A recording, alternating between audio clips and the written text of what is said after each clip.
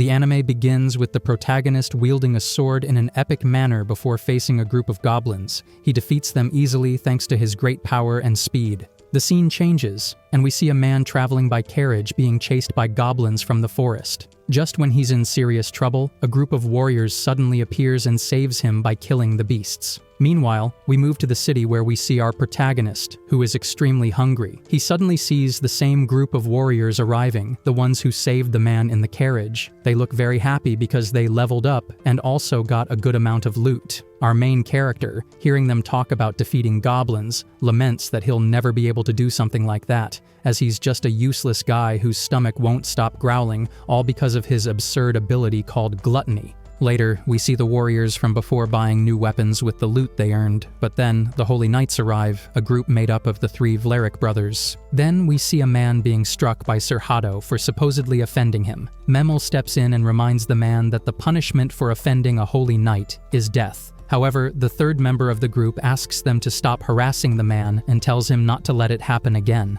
As they leave, the hidden group of warriors laments that Lady Roxy is part of the Holy Knights. Back to our protagonist, who is at the castle gate, telling himself to endure the hunger since his shift is almost over. Suddenly, Raphael, one of the Holy Knights, asks if he fulfilled his duty of covering their shift today. Fate replies yes, and Raphael throws his payment on the ground, forcing him to kneel to pick it up. But as Fate bends down, he falls into the Holy Knight's trap. Hado approaches and grabs his hand, keeping him on his knees to humiliate him.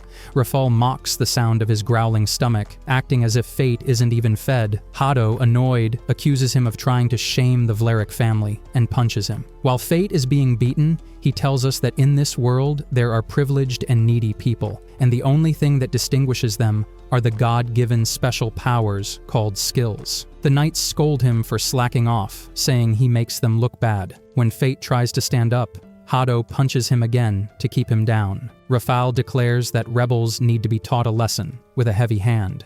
But as they're abusing Fate, Roxy Hart arrives to stop them, saying that abusing the citizens they swore to protect is not how a holy knight should act. She tells them that guarding the gate is an honorable duty for a knight, so they should do it themselves. Raphael counters, saying it's also their duty to offer work to the needy. Roxy questions whether they need to treat Fate that way, but Raphael just says they have different points of view and tells the others to leave. After they go, Roxy offers Fate her hand to help him up. He thanks her, and she says she did it because they're gate duty partners. Roxy confesses that this is how knights should behave and tells him she's relieving him from his shift. Fate quickly hands over the tools, and before leaving, Roxy tells him that if he's ever bothered again, he should let her know. But Fate replies that there's no need, he's used to it, which leaves Roxy speechless. That night, while having dinner, Fate reflects on Roxy's words. He worries about Raphael's reaction since he has a bad temper and doesn't want to get her involved. The bartender notices his bruises and warns him he might end up like the last guy, abused and worked to death. But he also admits he hopes that doesn't happen. Later, Fate walks through the city, his stomach still growling from hunger due to his gluttony skill. He wishes he had a more useful skill and that even if he weren't a knight, he could have at least been a warrior, merchant, or craftsman. But he resigns himself to the fact that in this world, if you have nothing, you get stepped on. Suddenly, he sees thieves sneaking around the city and decides to inform Lady Roxy. When he finds her and tells her what he saw, she asks him to cover her while she takes care of them. Soon, Fate sees a thief coming back through the gate, missing an arm. Though tempted to run, he remembers that Roxy left him in charge, so he stands his ground. Fate charges with a spear and kills the thief instantly. This triggers his gluttony skill, and all his attributes increase. He also gains 2 new skills, appraisal and telepathy. But looking at the thief's body, Fate doesn't understand how gluttony was activated. Soon after, Roxy returns, worried about Fate. He suddenly realizes he can hear her thoughts thanks to telepathy. She says she must report what happened, but when she does, Fate stops hearing her thoughts. He tells her he understands and suggests she take the credit. Roxy refuses, saying he was the one who defeated the thief. Fate worries about Raphael finding out, but Roxy thanks him for helping her fulfill her duties. She offers him a job with the Hart family as a reward. Fate is shocked, and she asks if he really wants to serve the Vlerick family until they kill him. She reminds him that it's his choice to decide his future. Fate thinks about it, worrying that if he quits, his replacement might suffer. But Roxy insists it's not his responsibility, and Fate, trusting her words, accepts the offer with honor. Back at home, Fate checks his stats and sees all his attributes are now over 100. He wonders what happened and concludes telepathy allowed him to hear Roxy's thoughts. Suddenly, Gluttony activates again, changing his body. Fate thinks maybe now he's strong enough to kill monsters. The next day, he goes to the market in search of a weapon. But with only a few coins, the shopkeeper calls him poor. Frustrated, Fate explains he's been working for 5 years and saved only this. Feeling sorry, the shopkeeper offers him old weapons from the trash bin. Using appraisal, Fate checks the stats of each sword. One badly worn sword catches his attention. It looks as battered as he feels. Suddenly, the sword speaks to him, saying it will make everything worthwhile. Knowing he has the gluttony skill, the sword asks him to buy it, saying they have much in common. Later, Fate walks through town with the talking sword. Meanwhile, the Vlerick brothers talk about Roxy wanting to hire Fate. Mimel tells Rafal they should teach her what happens when you oppose the Vlericks. Rafal, however, says Fate isn't worth it. They have plenty of substitutes. Mimel is annoyed that Roxy also criticized their guarding methods. She reminds him that both families are among the kingdom's 5 great houses. Rafal says they shouldn't overcomplicate things and mentions he's heading to the military district. Mimel asks why he's always so eager to go there. Rafal says it's because of his research into immortality, making Mimel laugh, thinking he's joking. Back to Fate, walking with his sword, which says it has learned his name. Suddenly, a goblin attacks, and the sword warns Fate of incoming enemies. Fate defeats the goblin, activating Gluttony again and gaining a new skill, Power Boost. He then realizes he's surrounded by more goblins and slaughters them with his new sword. His Gluttony skill activates repeatedly, and when he checks his stats again, he sees another new skill, Endurance Boost, with some attributes now over 1,000. The sword asks if he's still hungry. Fate is surprised that, for the first time, his stomach is silent. He asks the sword, named Greed, about these new abilities, thinking they're assigned at birth. Greed explains that with Gluttony, Fate can steal stats and skills, but in return, he doesn't gain experience points or levels. This explains why he's still level 1 despite everything. Fate asks how the sword knows so much. Greed says it's because they're in the same situation and warns him not to reveal this ability, as it defies the divine laws. This leaves Fate speechless. He realizes he'll have to fight alone, but the sword reminds him they're together now. Fate is happy and decides it's time to go home. Before leaving, Greed advises him to take the goblin ears for money. Later, we see that Fate earns 3 silver coins and 8 bronze for the 38 goblins he defeated. He plans to eat meat for the first time in 5 years, but the sword insists on maintenance first. As Fate walks, distracted, he bumps into a man with a young girl. When she touches him, his telepathy skill activates and he hears she needs help. He uses appraisal and discovers the man has the camouflage skill, which even hides his skills from Fate. Although he doesn't fully understand what the man is planning, he decides he must act. Meanwhile, the man tells the girl she'll be a plaything for the Holy Knights, making her cry. Fate watches and prepares to intervene.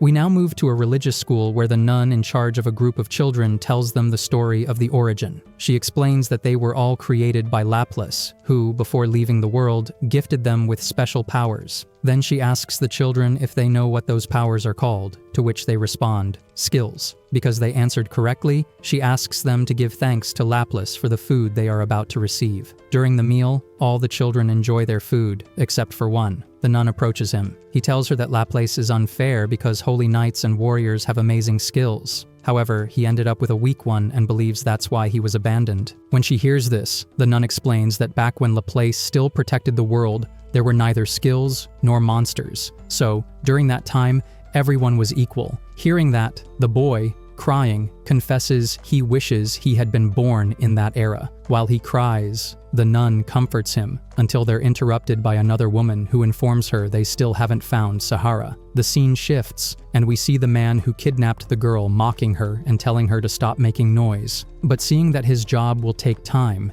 he decides to leave for a bit. That's when the protagonist takes the opportunity to rescue the girl, who calms down upon seeing him. But suddenly, her expression changes when they are discovered by the kidnapper. The man tells the main character that sometimes he encounters idiots like him who are led by a false sense of justice. Hearing that, Fate prepares to fight, and his enemy asks if he can fight while protecting the girl. Fate considers that his priority is to get the girl to safety and wonders where he can take her. Suddenly, Greed interrupts and tells him to step back. He notices that the enemy is underestimating Fate and wants to take advantage of his confidence. Fate follows the advice and starts running to hide from the man. His pursuer, chasing with his sword, threatens that if he breaks any crates, he'll bury him before the girl. However, the protagonist distracts him by knocking down some crates and then lunges at him. The battle begins, and the kidnapper reveals a skill called Leaf Cutter. Greed advises Fate to try to pierce his opponent's sword during the attack. Fate follows the suggestion and manages to destroy the enemy's weapon.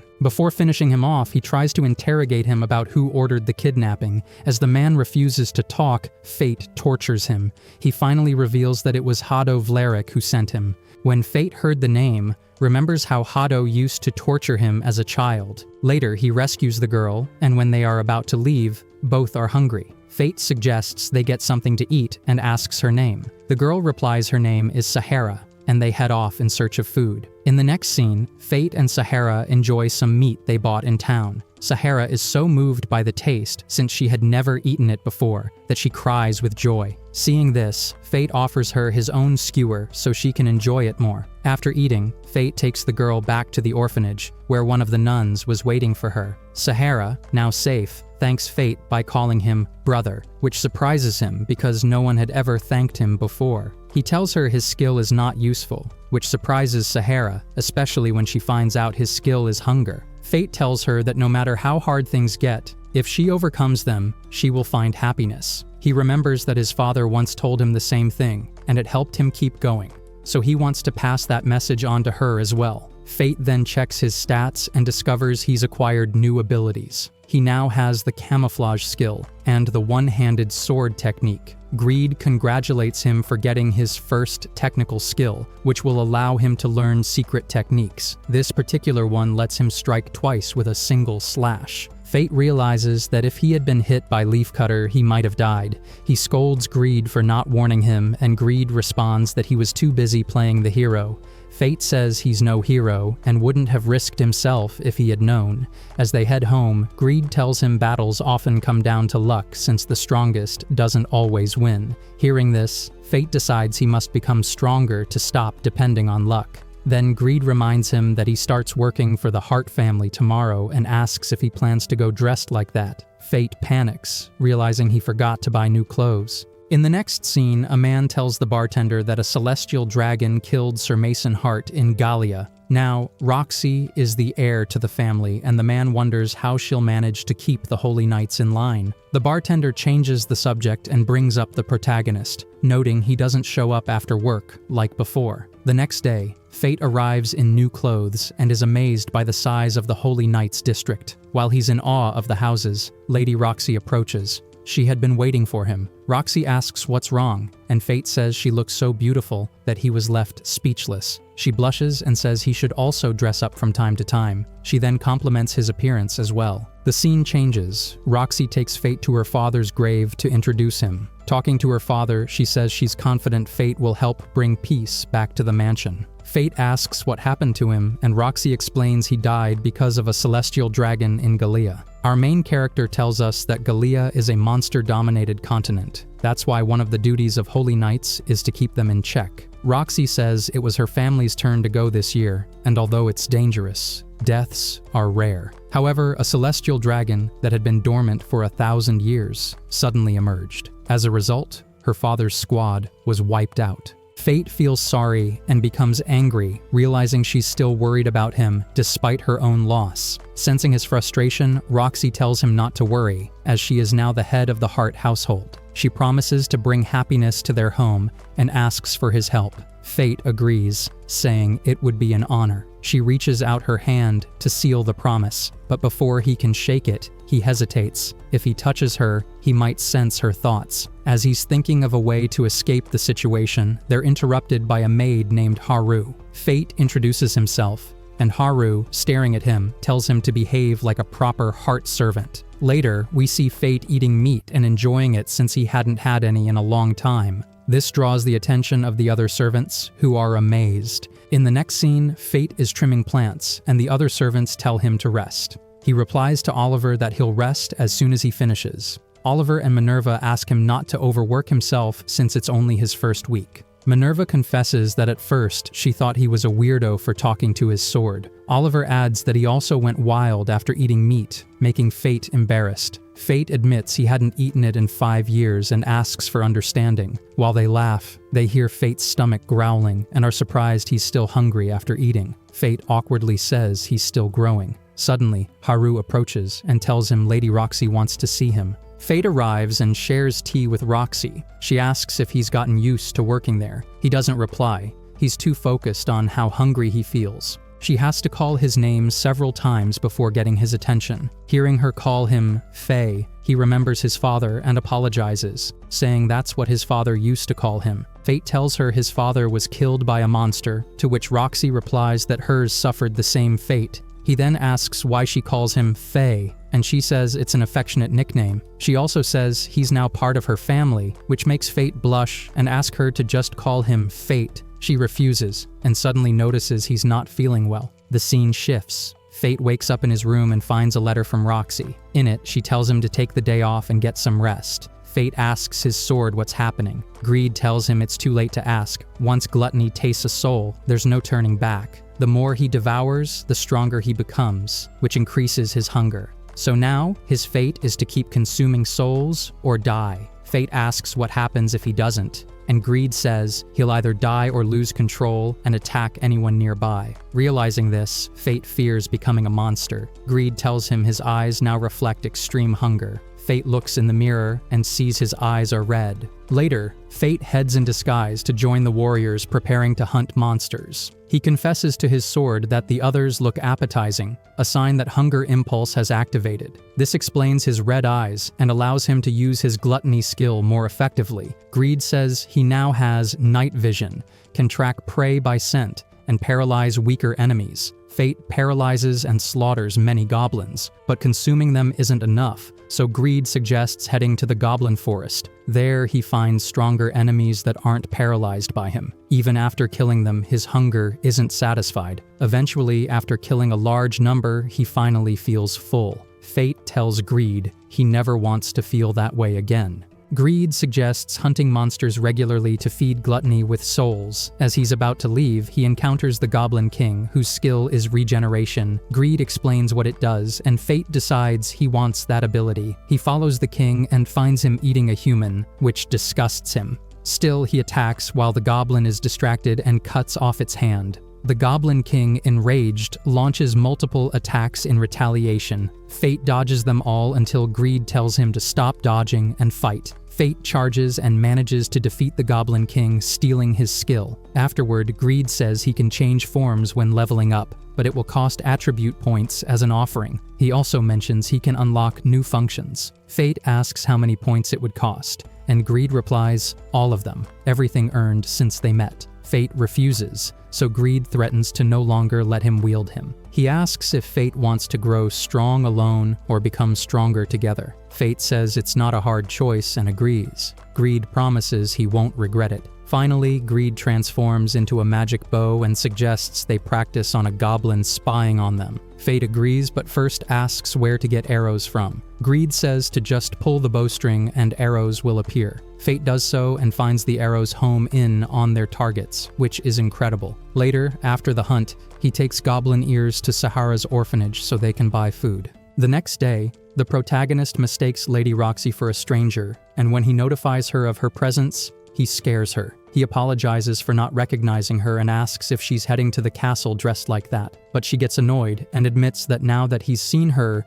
she'll explain what's going on. Roxy approaches and whispers in his ear that she's going into town on a secret inspection, so he mustn't tell anyone he saw her. If Haru finds out, she'll scold her for not dressing properly as the head of the Hart family. So Fate apologizes for interrupting her mission and says he'll continue with his work. However, she stops him and informs him that she's assigned him the secret mission of being her escort during the inspection. They finally arrive in town, and the protagonist sees Roxy enjoying walking through it. But when she hears Fate still calling her by her real name, she scolds him, warning they'll be discovered. So she asks him to call her Roki from now on, to which the protagonist replies, "Shut up." She apologizes, seeing that the protagonist is upset, and when she realizes this, Fate apologizes too, saying he wasn't speaking to her. However, Roxy confesses she's very excited about the mission, which makes both of them blush. Suddenly, Aerys laughs at the protagonist, and he decides to scold him directly. Seeing this, Roxy asks Fate not to wield his sword so recklessly and stops him. Then she notices she's never really seen his sword closely, and it catches her attention.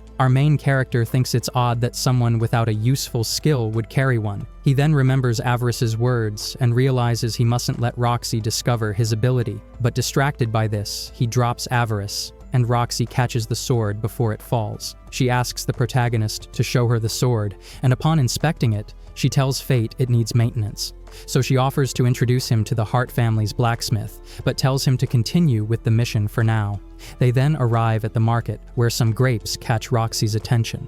She approaches the fruit stand, and the vendor tells her they're grapes from the Hart family's vineyard. Roxy smiles at the coincidence and asks if she can have one. The vendor, unable to refuse, gives her two, and she decides to share one with Fate. When he tastes it, he's amazed by the flavor, which delights Roxy, who proudly reveals they're from her vineyard, exposing her identity. So Fate tells the vendor that the girl's family works for the Harts. Because the vendor believes him, both feel relieved for keeping her identity hidden. Suddenly, they're interrupted by an announcement. The Holy Knights are approaching. This causes everyone to look at them with suspicion, as ever since Roxy's father died, the Knights have become unbearable. As the knight approaches, the sound of Fate's stomach growling draws his attention. Fate tries to apologize, but the knight, flaunting his authority, decides to humiliate him. Just as he's about to strike the protagonist, Lady Roxy intervenes and stops him. This makes people start suspecting Roxy's identity. Aerys suggests to the protagonist that he pretend to be Roxy's lover to draw suspicion away. Fate, shocked by the idea, repeats it aloud, causing Roxy to hear. She thinks it's a good idea, so she grabs his arm and pretends they're a couple. She then apologizes to the knight and promises it won't happen again. They manage to divert attention and escape into a hidden alley. While there, Fate hears Roxy's thoughts because he's still holding her arm. Hearing her thoughts makes Fate nervous, and he quickly pulls away. Roxy lies and says he doesn't need to worry, as she's used to situations like this. In the next scene, the protagonist approaches Roxy, who is looking at a gem that caught her attention. Then she sees some mineral rocks, and the vendor explains they won't know which gem is inside until opened. He invites them to try their luck. It only costs 10 bronze coins. Aerys tells the protagonist he can use his evaluation skill to find a winning rock, but warns him to be careful since vendors hate people who use that ability. Roxy, meanwhile, is holding a blue gem that excites her because of how pretty it is. Our main character thinks she seems more like a normal girl than a holy knight. The vendor offers the protagonist a discount so he can buy a gift for his girl, but she puts the gem back and thanks the vendor for the discount, saying she's decided not to take it. Roxy then asks if he knows any warriors. Fate replies that Oliver and Minerva were warriors, and she says she needs to ask active ones something. While Fate tries to figure out what she needs, they hear people talking about dead goblins. Rumors say they were killed by a wandering monster, which shocks the protagonist. Roxy suddenly rushes off to spy on the people talking. They mention that the orphanage nuns are investigating who donated so many goblin ears. Roxy interrupts and asks for more information about the wandering monster. They refuse to say more and suggest she ask the warriors. So she asks Fate to take her to where the warriors gather. She wants to investigate the rumored wandering monster that appeared in the capital. The protagonist is shocked because they're talking about him. The scene shifts to a tavern where the bartender tells the protagonist he can't sit there. That spot belonged to someone who died, but he's shocked and happy to see Fate alive. Fate takes his seat and introduces Roki as his co-worker. The bartender welcomes them and scolds the protagonist for taking so long to show up.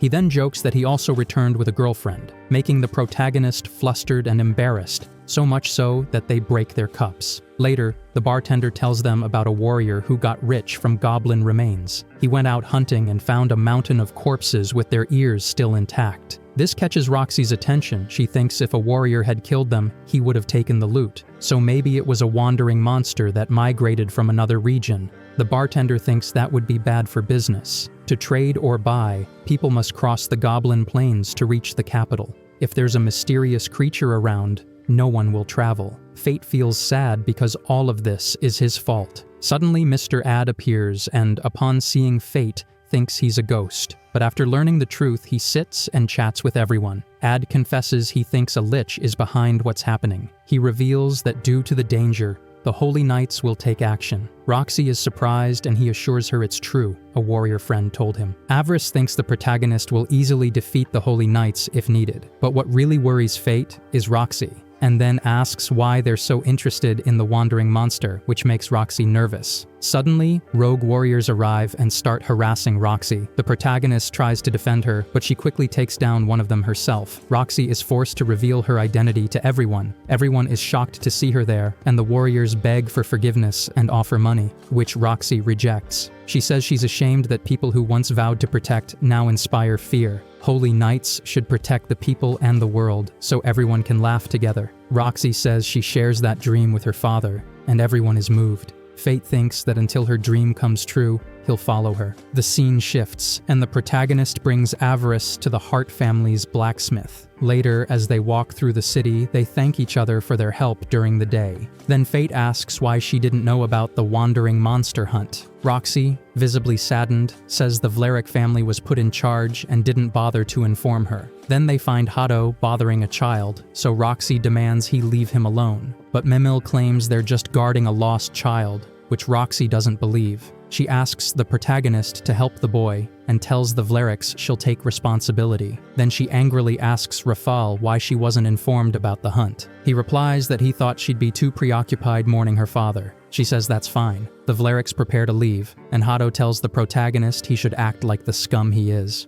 As they leave, the boy says he hates the Holy Knights, and Roxy apologizes. The protagonist asks the boy what's wrong, and he says he lost his mother, so they start searching for the child's mother. Along the way, Fate remembers when he got lost, after his father died and he moved to the capital 5 years ago. He wonders what became of the Holy Knight who took care of him back then. As night falls, the protagonist thinks they won't find the boy's mother. Roxy offers to let the boy stay at her house for the night so they can search again tomorrow. But suddenly, the boy's mother appears, and they reunite. The protagonist is happy, but as he gazes at Roxy, he's captivated by her beauty. When she notices, she says it's time to go home before they get in trouble. Roxy asks if getting in trouble means they'd be together. Fate, surprised, promises that if that happens, he'll stay by her side. In the next scene, we learn that Haru scolded the two for what they did. The protagonist talks to Aerys about how to kill monsters without Roxy finding out. The next day, they search for a disguise and find a mask that alters perception. Aerys says it will change how people see him, so Fate buys it. He also buys a mineral rock as a thank you gift for Roxy. She accepts and opens the mineral, finding the very gem she had wanted. Aerys says Fate is a cheater for using his power. Roxy is overjoyed and offers him a year's worth of meat in thanks, but the protagonist refuses to accept anything in return. The scene shifts again to a meeting of the Holy Knights, where they'll discuss the expedition to Galia. We now see a group of warriors complaining about the Holy Knights for not solving their problems. Suddenly they see the Lich appear, the one causing all the trouble, so one of them tells the others to run. Fate watches them flee and thinks to himself that they called him Lich the Corpse, smiling because he actually likes being called that. Greed then asks him if it's time to leave, but the protagonist replies no, he still wants to improve his stats. He tells his sword that he needs to grow stronger before the knights come after them. The scene changes and we see Fate performing his servant duties despite being extremely sleepy. He complains that living a double life isn't easy, and suddenly Lady Roxy approaches him. She tells him she's come to offer him a secret mission, which surprises the protagonist, who assumes it's another inspection.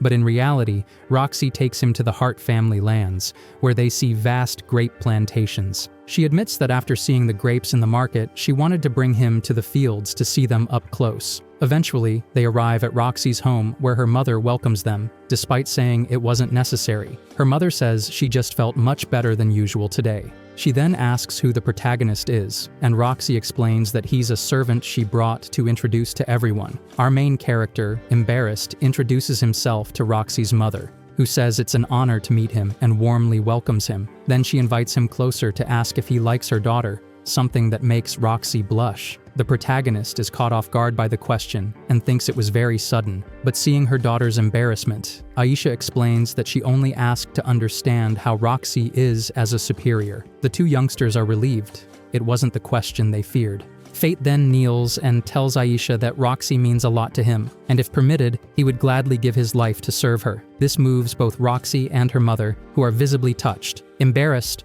Roxy tells her mother she needs to rest in her room. The protagonist asks Aisha if he said something wrong, but Aisha responds that her daughter always acts like that when she's embarrassed. She even says that when Roxy was little, she would cry and freak out whenever she saw bugs. Fate is surprised, as he didn't expect that from someone like her who always seems composed. Aisha, with some nostalgia, says she still can't believe her little girl is now a holy knight. She also expresses concern about her overworking since the death of her father, when she suddenly became the head of the family. The protagonist replies that her daughter is an exemplary holy knight, and that many people believe in her. The next scene shows Roxy in her room looking at gifts and a picture of her father, remembering the day he taught her how to use a sword, proud of her for becoming a knight.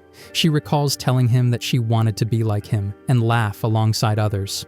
Her father, Mason, told her that's how a heart should be. Back in the present, Roxy regrets that she still hasn't fulfilled her promise. The next day, we see the protagonist harvesting grapes with other workers when one of them offers him a drink. He rests for a bit, enjoying the freshly squeezed grape juice, which he finds delicious. The worker tells him the Hart family has helped cultivate these grapes for generations, and they take pride in the taste. Hearing this reminds the protagonist of Sir Mason, which saddens the worker too. He mentions Roxy must be suffering, so he's grateful she visited this year. Fate is surprised and asks if Roxy helps out every year with the harvest. The man replies that she does, and also takes the opportunity to hunt monsters. He explains that this is harvest season, not just for grapes, and monsters like the kobolds come looking for food. They come from the northern valley. Suddenly, the protagonist's stomach growls, making the man laugh. It's normal to be hungry. But greed tells Fate that he's only been eating goblins, so it's not surprising that his gluttony is craving higher quality souls. Later, Roxy asks Fate to go ahead without her, as she still has work to do.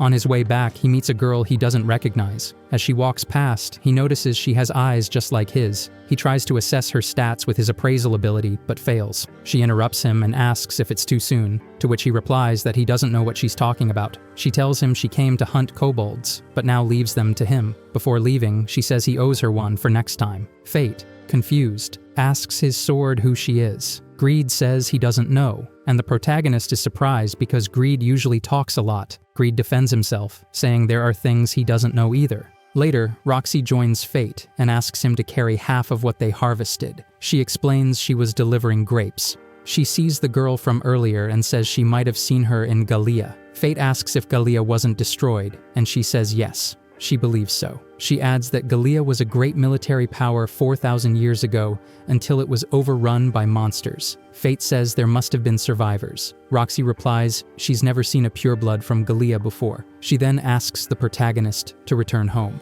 On the way, he brings up that he knows she hunts monsters and asks if she'll be okay on her own. Roxy says she won't be alone. Local warriors will accompany her. Smiling, she tells Fate everything will be fine. Suddenly, their basket of grapes falls, and they hurry to collect them. The next day, the Hart estate is devastated, the grape fields destroyed. Workers suspect monsters had a feast. We then see a large group of kobolds near a river. Roxy, the protagonist, and warriors are watching them. One warrior senses movement elsewhere, and they spot a massive kobold, surprising everyone. Greed tells Fate that if just looking at it makes him hungry, he knows what to do. Fate, on the brink of starvation, doesn't want Roxy to see him like that. The monster, level 50, is known as the Wailer. Greed says it's a crowned beast, born of accumulated violence, and unlike normal kobolds, it'll be trouble. Roxy tells the villagers she'll take care of it herself as a holy knight. They cheer for her, and she tells everyone but the warriors to evacuate. Greed tells Fate that Roxy won't be able to handle the beast alone.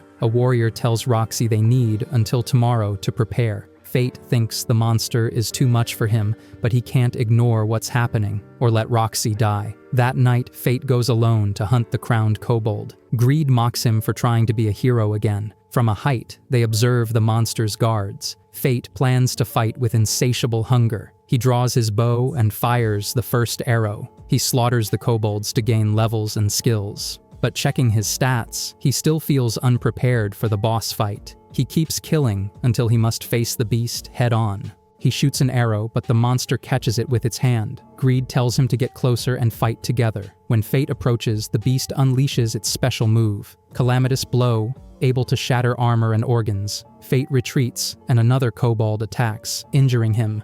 Then the crowned beast attacks again. Fate barely dodges but is wounded. Greed urges him to act, and we find out Fate was only pretending to be unconscious to lure an enemy closer. He cuts off a kobold's arm and defeats it. Greed says he can now use his hidden level 1 skill, but it requires 10% of Fate's attributes. Fate agrees, and Greed transforms to unleash the bloody ptarmigan. The powerful blast kills the crowned beast. Fate questions if the attack was too much. Suddenly, Gluttony activates and sends him into a frenzy. Greed panics. Fate has consumed too many high-quality souls and must resist, or he'll face something worse than starvation. Fate struggles in pain. The next day, Heart warriors find the slaughtered kobolds. Roxy wonders who did it. Everything is destroyed. Back home, she tells her mother and Fate what happened. Roxy suspects the girl from Galia, and Fate is relieved no one suspects him. Roxy, cheerful, says now they can rest. Aisha thinks her daughter smiles most when she's with Fate. Later, she privately asks him to support Roxy and stay by her side. Fate says he's not worthy. Aisha insists she doesn't ask for strength or prestige, only his desire to help her daughter from the heart. She reveals she was a powerless commoner, and that Roxy suffered because only her father was a knight. She then coughs and confesses she doesn't have much time left. She asks him again to protect her daughter. Fate agrees to think about it. Returning home with Roxy, he wonders if he's worthy since he's hiding the truth about his gluttony skill. The scene changes. Fate hunts goblins, but they no longer satisfy him. Greed says they can't help anymore. Fate needs stronger monsters. He must decide soon.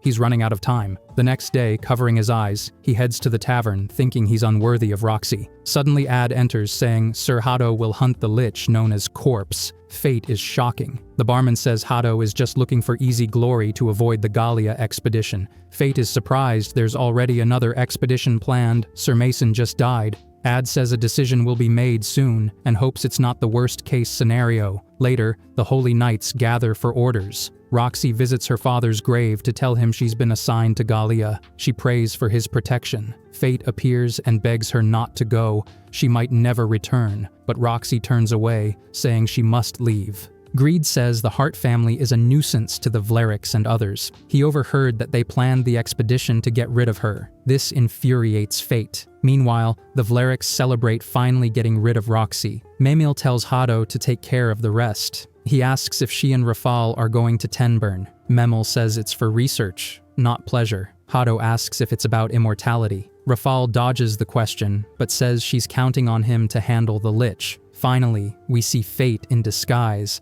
thinking he can't disobey official orders. Even if he can't stop Roxy from leaving, he won't allow others to be treated like garbage. Then Hado appears before him with a group of warriors. Hado asks the protagonist if he is cadaver, and then his warriors tell him that they will handle the protagonist. So Hado agrees and immediately orders them to attack him. But when they attack, the protagonist tells Greed that it feels like his opponents aren't even moving. Greed tells him that this is because of his attributes, and the protagonist says he plans to defeat them with a calamitous strike. After doing so, we see Hado in shock because the protagonist easily defeated his warriors. Then we see the remaining warriors abandon him, forcing Hado to beg them not to flee. But since his soldiers ignore his orders, he decides to face Cadaver himself. A little frightened, Hado asks Fate if he thinks he can mock him. While preparing to fight, the protagonist decides to take off his mask, revealing his true identity. Seeing him, Hado asks how he can be so powerful, but the protagonist responds that he has no reason to explain it. But hearing this angers Hado, and he tells him not to be so arrogant.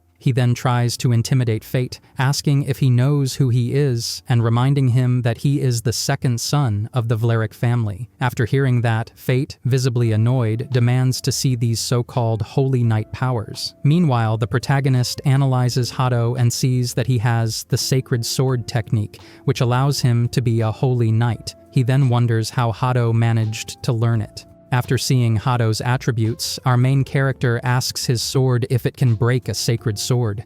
Greed tells him that no orichalcum sacred sword has an advantage over him, assuring Fate he can attack however he wants. But Hado says he is foolish because he can't win against him at this distance. Hado then mocks him while attacking with his technique called Grand Cross. However, when Hado thought he could send Fate to an early grave, he was shocked to see that Fate dodged his attack. Fate moves behind him, telling him he took too long to launch the strike. Then Fate destroys his sword, leaving the Holy Knight terrified and unable to believe what just happened. The protagonist holds the broken half of the sword and shows Hado the remains of his beloved weapon. He then tosses half of the sword to the ground and orders Hado to pick it up. But when Hado starts retreating, Fate tells him not to run away since he's supposed to be a Holy Knight. As his opponent continues stepping back, Fate calls him pathetic. Then Fate sees Hado fall to the ground, so he grabs him by his armor. He tells him he's going to teach him a lesson since, according to Hado's own words, dogs need discipline. Hado, frightened, begs him to stop, but Fate ignores him and smashes him against a tree, causing serious damage. When Hado continues begging for mercy, Fate glares at him and asks how he dares to say that after treating people like insects while Lady Roxy has to risk her life because of him. Hado keeps pleading for mercy, but Fate ignores him and throws him into the air to attack with his technique called Bloody Ptarmigan. Greed gets excited because if they defeat him, they can take the Holy Knight's attributes. Finally, we see Hado gravely injured, asking why Fate didn't finish him off. But as he begs Fate to kill him, the protagonist says he still has several questions. Hado knows it's about Roxy, so he tells him she was assigned to a mission. Meanwhile, we see Roxy accepting the mission because she wants to save the citizens of her kingdom. Fate, for his part, admits he knew Roxy would say something like that. Hado, badly wounded, tells the protagonist he will have Roxy's expedition cancelled and begs for mercy. However, Fate tells him to be quiet and, after stabbing him with his sword, says this is his revenge. After killing him, the Gluttony skill activates. Now Fate gains the Sacred Sword technique and an increase in his attributes.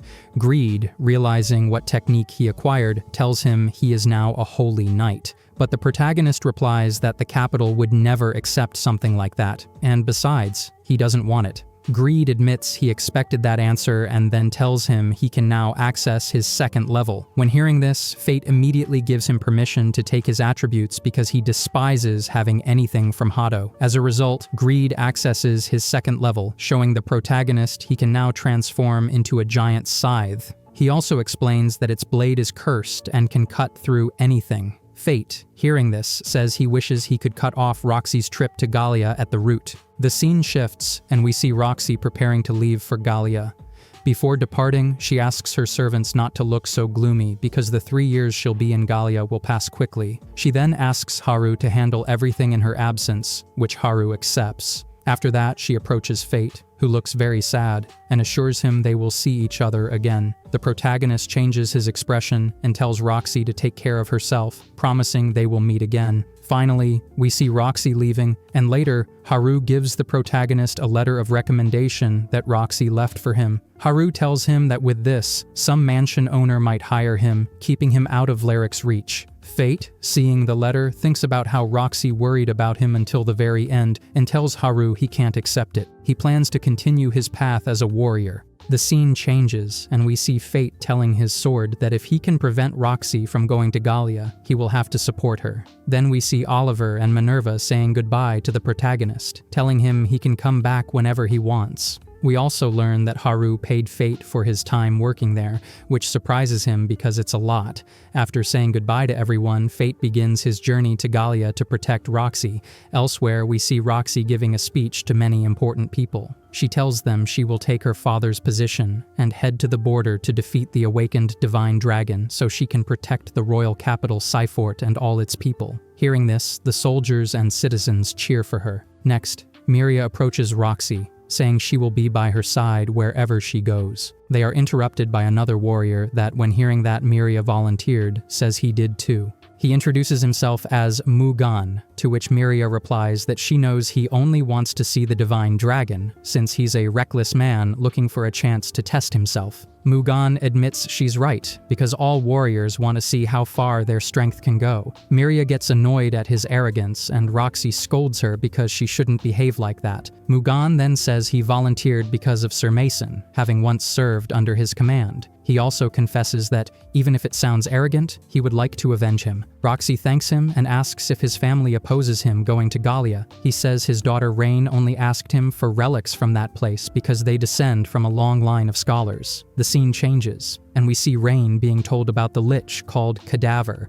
Her companion shows her goblins he killed as a sample and asks her to look at their wounds because they're not from ordinary arrows. Rain examines the wounds and then searches through a book for information. After investigating, she tells her companion those are magical arrow wounds, which come from the Black Sword, one of the 7 deadly sin weapons. She explains that these weapons can manipulate magical power, expanding skill options. That's why she admits she wants to see them herself. In the next scene, we see Fate traveling with other warriors, and they're informed they'll arrive in Tetra. The protagonist tells us this is a merchant city with the best goods in the south. Looking at the city, he thinks it hasn't changed much, prompting Greed to ask if he's been here before. Fate says yes, 5 years ago, on his way to the capital. He asks a man if his transport goes to Galia, but the man replies not now because leaving the city at this hour means being attacked by monsters at night. He asks him to return tomorrow, and Fate agrees. While leaving, his stomach growls, so Greed suggests finding food and gathering information. He also tells him to shop for a sheath worthy of him. However, Fate says he will use the money Haru gave him to satisfy his craving for meat. Entering the tavern, he hears a man begging warriors for help. But because he's paying too little, they tell him it's not enough to kill the monster threatening his village. They humiliate him, forcing him to kneel and beg properly. Suddenly, Fate intervenes, demanding they stop bullying the man in trouble. The warriors try to hit him, forcing Fate to demonstrate his strength, leaving them speechless. While the man thanks Fate, we learn the protagonist already knew him. He tells Set, "It's been a long time," surprising Set, who hadn't recognized him. The scene flashes back to Set and his friends bullying Fate when they were children. Even so, when his village was attacked, Fate's father had to rush to rescue them, leaving Fate impressed. We then see Fate learning to work with herbs because his father always returned injured. But one day, his father died, leaving Fate deeply saddened and causing the village to reject him because they didn't want another mouth to feed. However, in the present, Set kneels and begs Fate for help. Our main character tells us Set is the mayor's son, who exiled him, so he has to think carefully about helping him. Greed urges him to accept the job because it will help satisfy his gluttony. Fate agrees, telling Set he will handle the monsters, making him very happy. The protagonist admits he would be lying if he said he held no grudge, but he accepted because the village holds memories of his father. That night, the villagers complain to Set about bringing back the scum they exiled. Set tells them Fate is strong because he saw him beat warriors before his eyes, but the villagers scold him for not hiring proper warriors. Set's father then says he will personally find warriors the next day, worrying the villagers about whether they can withstand monster attacks in the meantime. The mayor reassures them, saying Fate will be their sacrifice to buy them some time. This enrages Fate, who is about to intervene, but Set stops him, asking him not to pay attention. Later, Set apologizes over tea, but Fate says he's used to mistreatment and asks about his wife. Set sadly explains she was killed by monsters because the village is too poor to hire warriors. Looking at his daughter, he says that since her birth, his belief in always trusting the mayor has changed. Now he wants to change for her sake. Fate, seeing his attitude, admits he noticed he has changed and asks about the monsters. Set explains they first appeared a month ago, apparently more than one, and they can fly. They're not the kind of monsters the village has experience with, hence why they sought warriors. Suddenly, Fate's stomach growls again, so Set brings him some food. Set admits he thought a few warriors could solve the problem, but flying monsters change everything. Fate asks Greed what they're dealing with, and Greed explains they're similar to gargoyles but smarter, using different attack methods. They also attack in groups, like kobolds. Suddenly, Set's daughter interrupts, asking who he's talking to. Fate replies he's talking to himself, and she gives him candy. Because of this, he asks if she wants to play, and she happily agrees. Finally, Set gives Fate some food, but suddenly Fate starts feeling sick, worrying Set and his daughter. Set's daughter says she gave him candy her grandfather gave her for him. Hearing this, Set panics because it seems his father is seriously planning to sacrifice Fate, but while he tries to wake Fate, they hear desperate screams outside from a monster attack. We then see the gargoyles destroying the village with their fire blasts. Greed, for his part, tries to wake up the protagonist, who doesn't react due to the drugs he was given, so he wonders what to do. Meanwhile, Set finishes preparing an antidote to help Fate wake up. On the other hand, in the village, people are shouting Fate's name because they need to sacrifice him. At last, the protagonist wakes up and Set tells him to vomit everything he ingested. As Fate starts to feel better, he asks Set where they are, and he responds that they're in his house. He then explains that they drugged him, causing him to fall asleep. Set apologizes because it was his father's fault, but the protagonist doesn't mind and immediately stands up. Fate tells his friend to stay inside the house because he is going to see what is happening outside. Our main character steps out of Set's house and finds total chaos caused by the flying monsters. He now has to face them, and Greed warns him that flying attacks are troublesome. He replies that he knows, then uses his appraisal ability to check the level and skills of his opponents. After analyzing them, his sword recommends using the giant scythe to fight them. Fate agrees and climbs to the top of a house to activate his giant scythe. He then decides to fight one of the gargoyles, which attacks him with its fireball skill. However, the protagonist easily manages to cut through it and complains to Greed because he said it could cut everything. Greed responds that it can cut all kinds of magic. Fire is just a special case. Suddenly they look up and see how the monsters combine their skills to create a giant fireball. They attack Fate, but he counters with another ability, stopping their attack and killing all the gargoyles at once. Afterward, the Gluttony skill activates, and Fate gains the fireball skill. Feeling confident with this new power, he prepares to finish off the leader of the gargoyles, who is level 47 and has 2 skills, Fireball and Fire Resistance. Greed warns him that his opponent will charge in to launch the fireball, and that's the moment to strike. The protagonist follows the instructions and, with one powerful blow of his giant scythe, kills the leader. Now, aside from gaining higher attributes, he also obtains the fire resistance skill. The next day, Set, seeing the destruction along with the protagonist and his daughter, tells Fate that his father is dead. Still, only a few people survived, so he believes the village is doomed.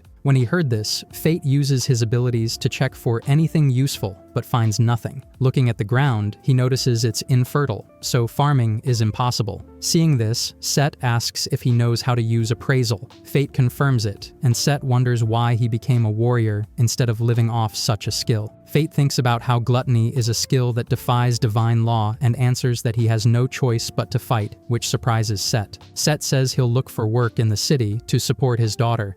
He then asks Fate to punch him as payment for everything he made him go through. Greed recommends doing it so that Set can feel at peace. Fate agrees and tells his friend to brace himself. He then punches him in the face, making Set fall to the ground. Greed scolds the protagonist for hitting too hard.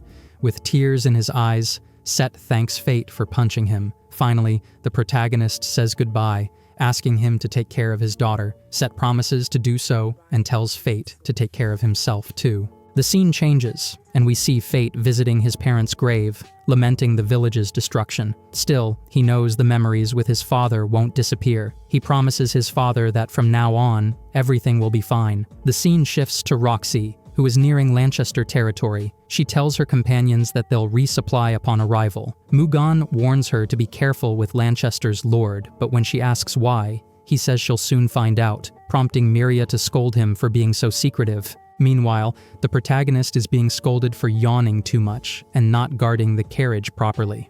The carriage owner complains, saying he's paying him 3 gold coins to do his job. Greed is annoyed because that's not much money, but the protagonist reassures the man that he can fight well despite his appearance because he trained as a knight. The man smiles, but suddenly, bandits block the road, demanding valuables if they want to live. Fate steps down and tells the bandits he'll be their opponent. Greed complains that he should have charged more for this job. The carriage owner clings to Fate, begging for protection because he has a wife and 2 small children at home. The bandits laugh at the man's fear, thinking their prey is easy, but just as they attack, a cursed sword falls from the sky, defeating them. Fate is surprised, and Greed says he only knows one person capable of that. It's the girl with the gluttony skill he met earlier, who introduces herself again. She stares at him and says he owes her for the kobolds incident. She then asks the carriage owner if she can travel with them, and he agrees since she helped earlier. But when she climbs in, her weight tips the cart over, so she asks her sword Sloth to return to normal, solving the problem. During the trip, she asks the protagonist's name, and when hearing it, she says she'll remember him as Fate the Glutton. Fate is shocked that she recognized his skill and asks how she knew. She replies that she knows because she also has one of the 7 deadly sin skills. Our main character asks what she means, and she wonders if Greed hasn't told him anything. While Greed plays dumb, she introduces herself as Mine of Wrath. Suddenly, her stomach growls, and she says she's hungry. Fate gives her some dried meat, which she quickly devours, including his portion. They're then interrupted by the carriage owner announcing their arrival at the city. The scene changes to a girl being frightened by 2 masked people. A holy knight rushes to her rescue and defeats them. The girl is amazed and asks his name, to which he replies he is Rudolph, Lord of Lanchester. Greed and the protagonist, who watch the whole scene, wonder what kind of circus they've arrived at. The carriage owner explains that Rudolph is preparing to welcome the Galia expedition. Fate asks if that's the one led by Lady Roxy, and he confirms, saying they'll arrive soon. The protagonist is surprised, and Greed laughs, saying they ended up ahead of her even though they were trailing behind, frustrating Fate. The man pays him 3 coins for the job, but Mine snatches them, saying she'll keep them since she was the one who saved them. While the protagonist wonders what to do next, Mine falls asleep on his back, forcing him to carry her. Greed asks him to be considerate since she's not much of a morning person. Fate notices Greed seems to know a lot about her and questions him, but the sword remains silent. They are welcomed to Lanchester by 2 citizens. Fate wonders if knights are worshipped here and notices symbols on their necks. While walking, he's blocked by 2 guards who tell him certain areas are for citizens only, then direct him to lodging, where he notices their symbols are different. As he explores, he sees various symbols and wonders what they mean. Greed suggests they might represent social classes, but Fate suspects they mean something else entirely. Later, Rudolph scolds the masked people who attacked the girl, saying their behavior doesn't reflect Lanchester's greatness. He reminds them they must show superiority over the Hart family. Despite their pleas for mercy, Rudolph kills them. Those watching worry because Rudolph kills more people each day, so they think it's best not to anger him or they'll end up dead too. Meanwhile, the protagonist finally finds lodging, allowing Mine to sleep peacefully.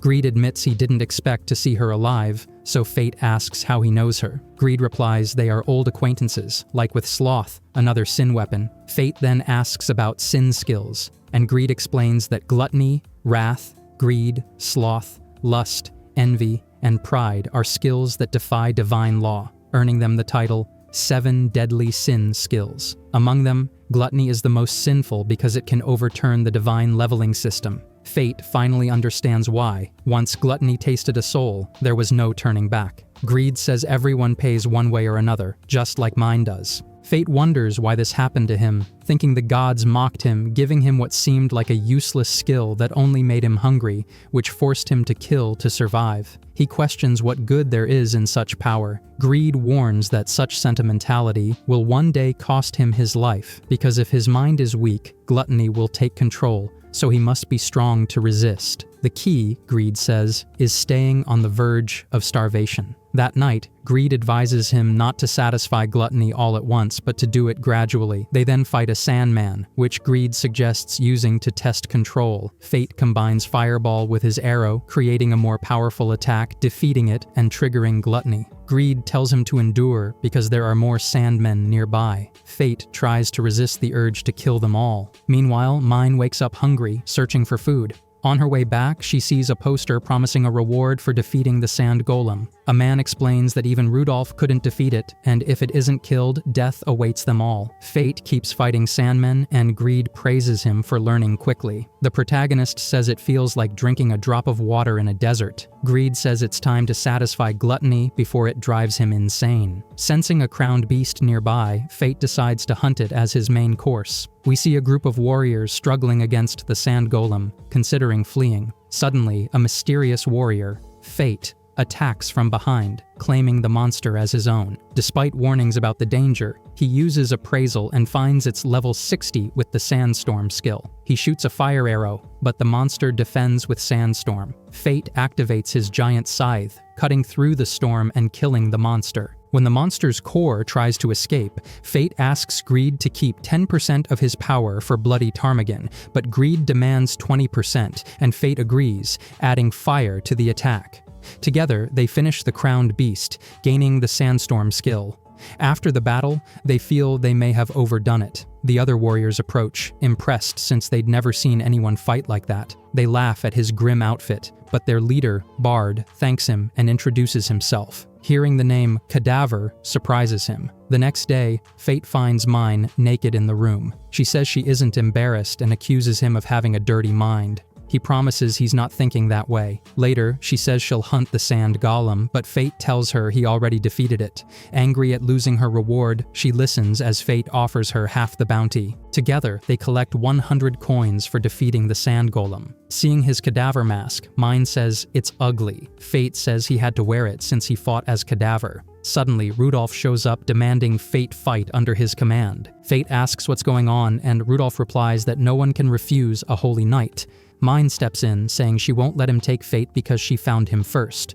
Rudolph questions who she is, saying a brat like her should be with her mother. In response, Mine lands a powerful blow, sending him flying, shocking everyone present. Fate scolds her for what she did, knowing it will cause trouble, and decides it's time to leave the city. During the trip, the protagonist asks Mine if she is sure she has wrath and not gluttony because of how much she eats. Frustrated, he also asks how much more she plans to eat, to which she replies that anger burns many calories. But Fate tells her that despite eating so much, she hasn't developed at all. Hearing this, Mine gets angry and prepares to hit him, which causes the carriage wheel to break under the weight of her weapon. The carriage driver then has to repair his vehicle. Fate thanks him for fixing it, but the man says it won't be free, which makes the protagonist sad. Suddenly, he notices that Mine is gone, and while looking for her, sees she is leaving on her own. Our main character gets annoyed because she always does whatever she wants, yet he still chases after her. Eventually, they arrive at a village that Fate thinks looks very peaceful, but Greed reminds him that they are near Galia,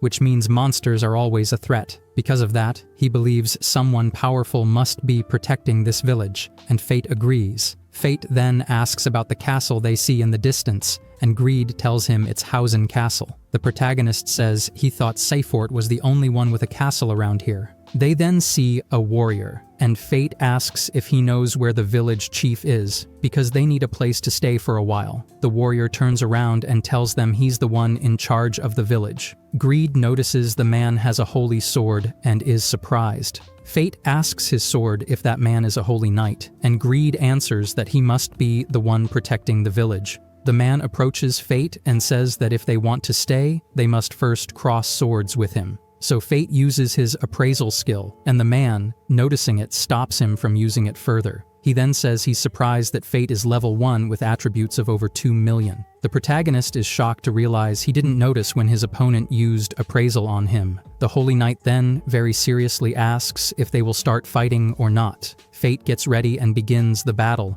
in which he is defeated by the experienced warrior. Feeling down, he laments that he can't stay in the village. But the man says the opposite. Since he sees purpose in this meeting, he can stay. However, there's one condition. During his stay, he must train under his supervision. Fate is surprised to hear this, and asks why, to which the man replies it's just an old man's whim. But since Fate and Greed think this is suspicious, they try using appraisal again. The man then asks if Fate doesn't know how to counter appraisal, and also points out that he doesn't know how to take advantage of his skills. He says Fate's body is still not accustomed to his strength, which surprises the protagonist. The man continues and says his fighting style will only work against monsters, not humans.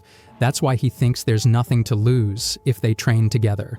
Greed warns Fate that it's suspicious that the village chief asks for nothing in return, but Fate thinks you don't get to train with a holy knight every day, so he accepts the offer. The man introduces himself as Aaron Barbatos, but suddenly they are interrupted by Mine. Aaron sees her and thinks she is a very skilled warrior, leaving Fate speechless because he has no way of knowing that. Mine, for her part, tells Fate she found a place where they can camp, but Fate tells her he already found lodging, which amazes her. Later, while Mine rests, the protagonist begins his training with Aaron. He is surprised that his first training is with bare hands, and his teacher explains it's the best way to control his attributes. Fate comments that he'll be like an open book, which Aaron thinks is typical of warriors who grow strong quickly. The protagonist follows his master's instructions during combat training. Aaron shows him how to gain more power and speed in his strikes, so he can unconsciously use all his strength. Fate does everything Aaron says and realizes he is right because he moves better when relaxed. He also thinks he will be able to control his attributes better this way, but suddenly Gluttony takes effect, causing one of his eyes to change color. Aaron asks what's going on, and Fate complains about it happening. Thanks to Gluttony, however, he starts moving faster, which surprises his teacher,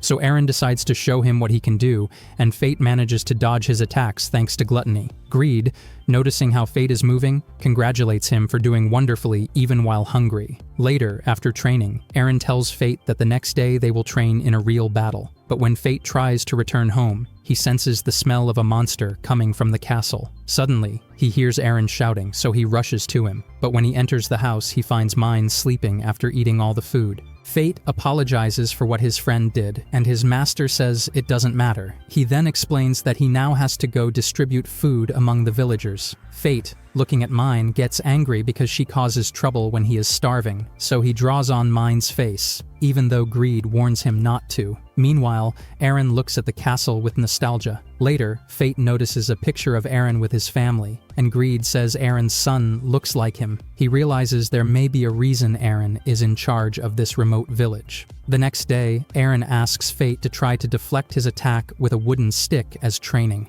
Fate complains it's just a stick that will break, but Aaron replies that since he trained him, he should be able to handle it. Aaron attacks, forcing Fate to analyze and receive it. Aaron congratulates him for blocking his sword and says he can now control his attributes. Suddenly, they are interrupted by Mine, who says she brought Fate a gift. She uses charcoal to take revenge for his prank by drawing a beard on his face. In the next scene, the protagonist shares a meal with his teacher and Mine. Fate tells his teacher they are leaving tomorrow and thanks him for everything, but seeing Mine eat, he apologizes for her, to which Aaron says not to worry and offers him her portion. Mine interrupts, saying she can't taste food, making her think her taste buds are useless. Greed tells Fate that this is the price of wrath, which shocks him. Mine then says she has a mission, which brings memories to Aaron. He looks at the castle with nostalgia, prompting Fate to ask if something is there. Aaron explains that the castle once belonged to him, but that was 15 years ago when he abandoned it under royal orders. In the next scene, we see Aaron's son defending the castle from monsters in his absence. However, he was attacked by a crowned beast that took his life and that of his people. Aaron says that the beast was born from accumulated aggression.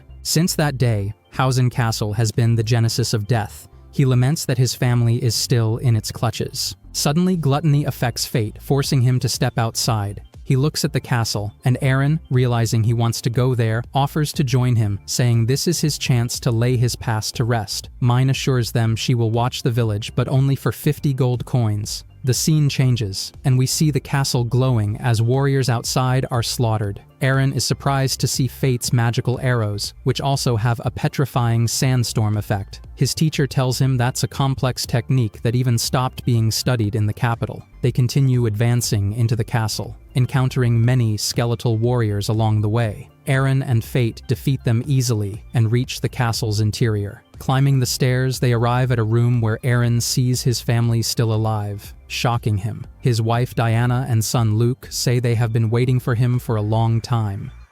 Then his son asks if he finished the king's mission. Aaron replies yes, because he stopped the stampede, which pleases his son, who asks for details. Fate asks Greed what is happening.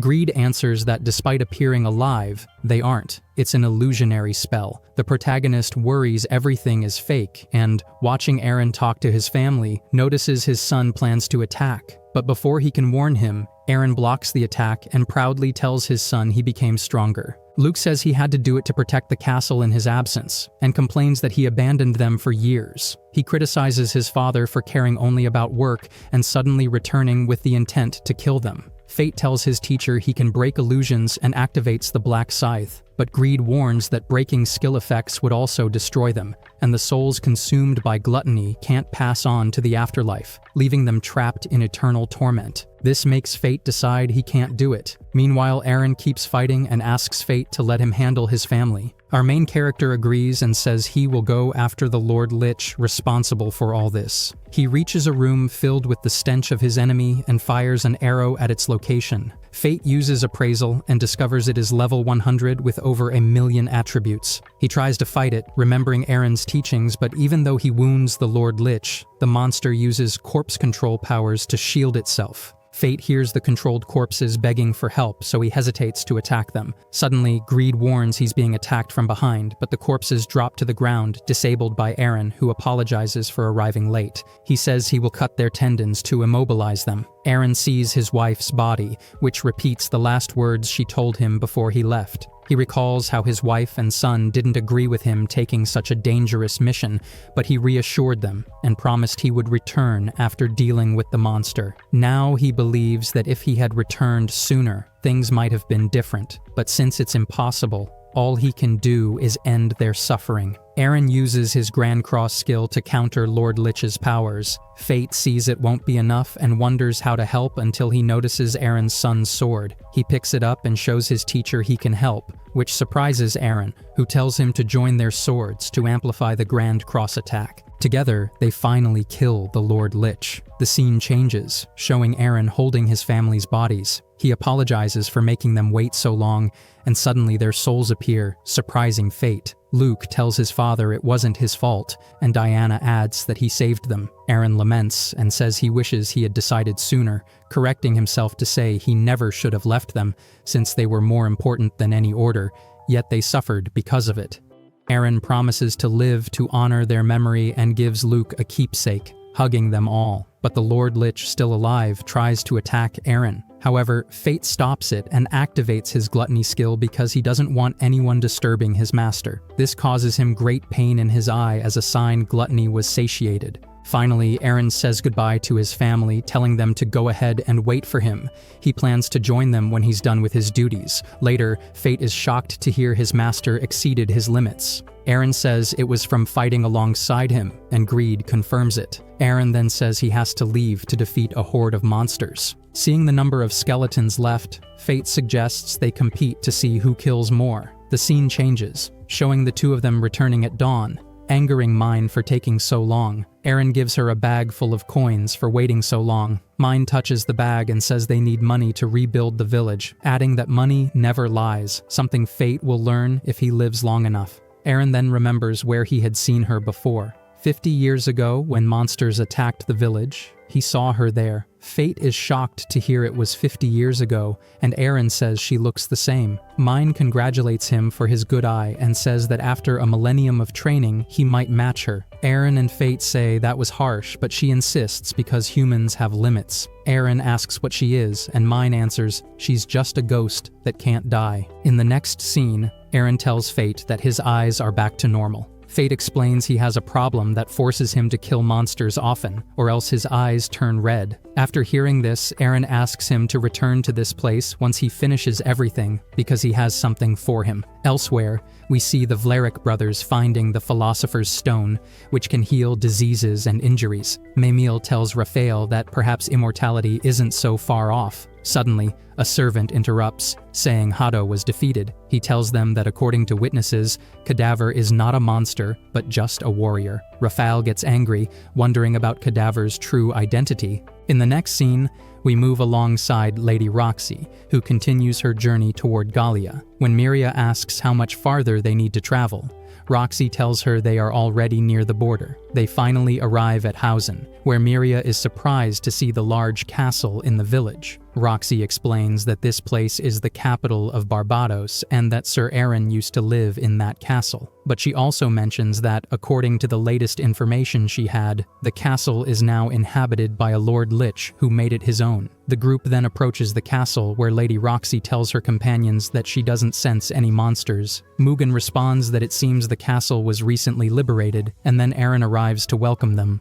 The warriors show their respect upon meeting a leader of the Barbados, one of the 5 great families. Roxy tries to introduce herself, but he demonstrates that he remembers her because he is an old acquaintance of Mason and Aisha, who, when she was little, asked him to give her her name. Hearing this leaves Roxy completely surprised. Roxy then asks about the liberation of his castle, and Aaron tells her he did not do it alone. He confesses that he owes it all to the man who fought at his side, and Mugen comments that the man must have been very talented to have defeated the Lich. Miria asks where that man is, as she wants to meet him, but Aaron replies that he has already left. Roxy then asks for his name, as she needs to report to the capital that the Lord Lich has been eliminated. But Aaron says he cannot reveal it because the warrior asked him to keep his name a secret. She understands and says she will respect that, then says goodbye as she must head to Galia. Aaron asks if she was sent there by the Vleriks, but she assures him she volunteered. The elder tells her she was manipulated because the Harts and Barbados have always been a nuisance to them. She replies that it doesn't matter because she will still protect people, having inherited her father's values. Aaron is visibly affected when he hears Mason has died, then offers to teach Lady Roxy a few things. To her surprise, he offers to give her lessons on how to fight in Galia, which she happily accepts. The scene changes to Roxy's companions helping the villagers with reconstruction work, while Roxy faces Aaron in combat, who praises her for handling Mason's style well. Meanwhile, we switch to the protagonist and Mine, who are walking through the place where she was born. She tells Fate that she ended up in the imperial capital after birth, so she doesn't remember much, only that it's important. She then takes him to a place where they can see a cocoon, which surprises Fate. Aerys, seeing the cocoon, confesses to being surprised that someone survived. He explains that it's a chimera, a biological weapon used by Galia's army in the past. For that reason, he considers it a failure to see one here because all of them were supposed to have been buried. Mine interrupts, telling Fate they are going to fight the chimera. Fate uses his skills to check its stats and gets excited by the attributes, though he notes he can't see its skills. Mine explains they can fight it because it is in larva mode. She adds that no matter how much they damage its body, if its soul remains intact, it won't die. Fate then asks if she's implying he must use his soul-devouring powers. She answers yes, saying it's the most atrocious and heretical of all sin skills, and charges at the chimera, waking it up.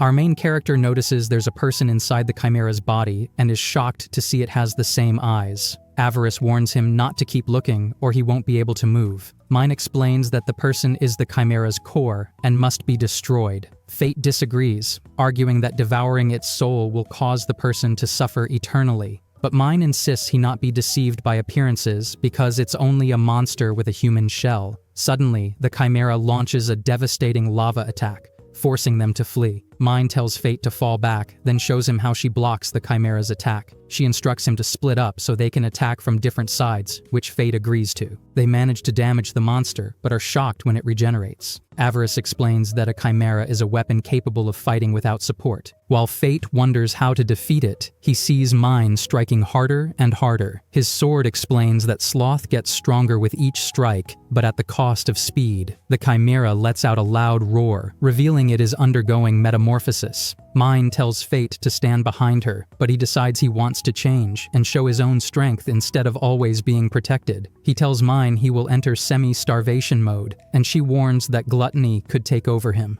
Fate replies that he knows, but it's the only way he can be useful. He then struggles to control Gluttony, eventually succeeding, and tells Mine he did it. With that, they launch a counterattack, performing a combination strike that puts the chimera on the defensive. The chimera, seeing its health in danger, creates a protective barrier. Fate tries to break it with his black scythe, but can't. Aerys tells him to read the flow of magical power to find the weak point, which he does, damaging the enemy severely. Seeing itself at a disadvantage, the chimera tries to flee. Mine tells Fate to get on her sword so she can launch him. She hurls him toward the chimera, and Fate uses his sword's second-level secret technique, attempting to finish it off. However, the chimera traps him, intending to self-destruct with him inside. Fate doesn't hesitate and strikes with all his strength, injuring its power source. This triggers his telepathy, where he sees children being used by adults. When the ability deactivates, he admits to feeling great sadness. Aerys tells him it's normal because he just devoured one of his own kind, which is why he feels no joy.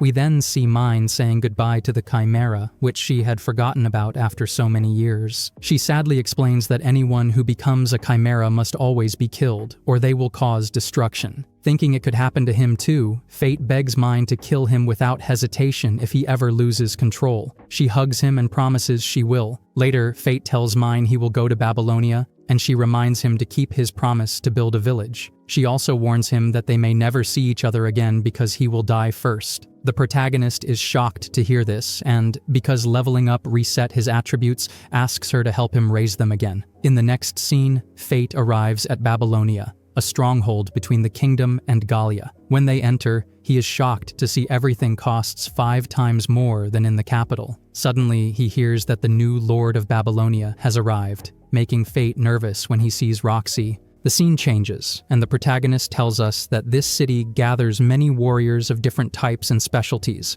Aerys comments that if someone is strong in Babylonia, they can do whatever they want. Thinking about how many people need help, Fate believes this is the perfect place for him. In the next scene, Lady Roxy meets Northern Alistair, who welcomes her with great honor. She thanks him for taking care of the city in her father's absence, but Northern cannot accept her gratitude because he failed to protect Sir Mason. However, Roxy asks him to raise his head and confesses that she came here to follow in her father's footsteps. Hearing this makes Northern happy, and he looks at her fondly, which annoys Miria. Before she can intervene, Mugan stops her, warning that she might lose her head if she acts rashly. Meanwhile, Fate complains about how expensive it is to live in the city, even just for basic needs. Suddenly, Aerys points out a scabbard in a shop and asks Fate to buy it. Fate thinks it's going to be too expensive and refuses, but unexpectedly, the shop boy comes out. The boy is amazed by the burns on Fate's cloak because they aren't ordinary burns. Aerys tells Fate that the boy has a good eye and that he trusts him, which is why he wants the scabbard. Fate asks for the price, and the boy says it's just a display item. But if Fate wants, he can make a custom one, which Fate agrees to, handing over Aerys. The boy is impressed by the sword and says a custom scabbard will cost 500 coins. Fate immediately says he doesn't want it anymore and quickly leaves. The scene shifts, and when Fate is outside the city,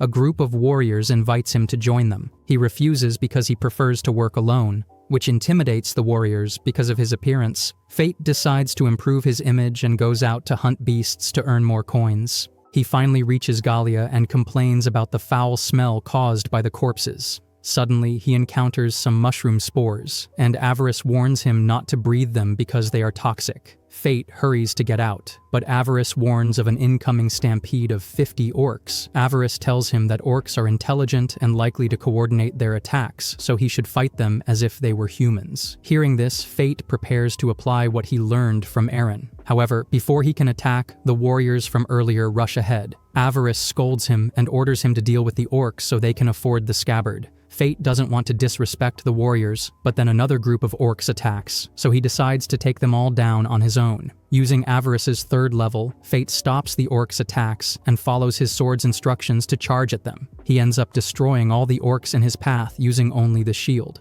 When he finishes, he notices that the Gluttony skill is unusually calm, and Aerys reminds him that it has been that way ever since he defeated the chimera. Aerys tells him to collect the rewards from the corpses so they can return to Babylonia. In the next scene, Fate surprises all the warriors when he walks in carrying many orc ears for payment. But one member of the warrior group he saved accuses him of stealing their loot. Because they try to take his orc ears, Fate is forced to demonstrate his great strength. After defeating them all, the woman in charge of processing rewards gives him 100 gold coins. However, before he leaves, Lady Roxy arrives, asking if he defeated all those warriors. She approaches him angrily, so Fate explains the situation to prevent it from escalating. We then see Mugen holding back all the warriors who attacked Fate. He asks Roxy what will happen to him, and she replies that although he went too far, he isn't responsible for the city's decline, which is partly her fault and also due to the absence of the Holy Knight who protected the city. For that reason, he will escape punishment this time, but she tells the other warriors they will receive the same benefit. However, she orders them to spend one night in the dungeon to reflect on the trouble they caused. Then Miria demands that Fate remove his mask now that he is speaking with Lady Roxy, but Marua and Roxy tell her to stop because the mask is part of his warrior attire. Roxy asks for his name,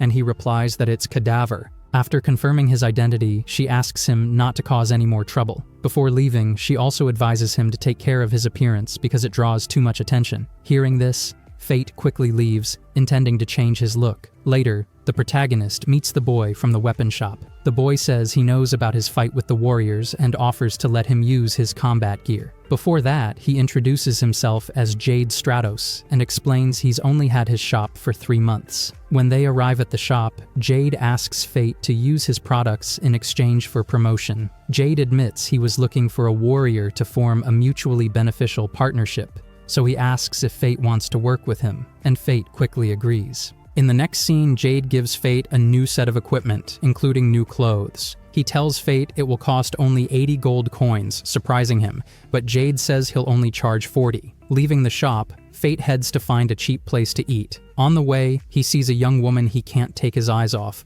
worried she might know his identity, even with the mask on. Fate realizes she has a deadly sin skill. She introduces herself as Aerys of Lust. The scene changes, and Aerys invites Fate for a drink and tells him he can remove his mask. However, looking into her eyes makes him uncomfortable, and she apologizes, saying it's a side effect of her skill. Fate then asks what she meant when she said she was waiting for him. Aerys replies that she had been watching him since he lived in the capital, and when she saw his gluttony awaken, she considered contacting him, but she decided to wait, assuming he would meet Aerys. She explains that she belongs to the first generation, unlike mine, who is from the second, which is why they don't get along. Aerys remembers the death of Haniel the Chimera and congratulates him, saying it must not have been easy. Fate asks if she knows everything, but Aerys answers no. She reveals, for example, that she doesn't know where the rest of the cocoons are, which could cause many problems. Finally, Aerys tells Fate that she was waiting for him because she needed to tell him that she is a sentinel of the kingdom and must prioritize the kingdom's affairs over any individual,